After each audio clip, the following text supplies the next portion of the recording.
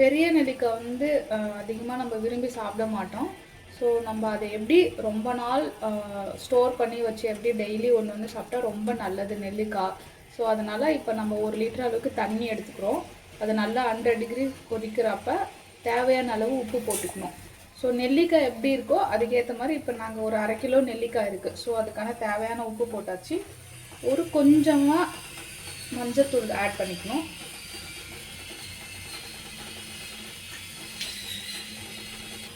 இது கூட வினிகர் வந்து ஆட் பண்ணுறோம்.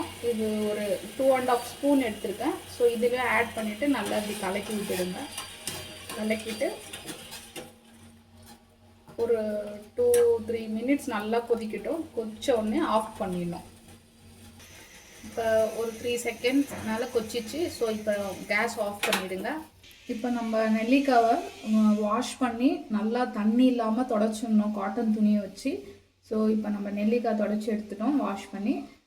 பச்சை மிளகாய் வந்து எடுத்துக்கணும். காரத்துக்கு தேவையான அளவுக்கு நீங்கள் பச்சை மிளகாய் எடுத்துக்கோங்க. ஸோ ஒரு 2-3 பச்சை மிளகாய் கட் பண்ணிக்கோங்க. கட் பண்ணிவிட்டு இப்போ தண்ணியில் போட போகிறோம்.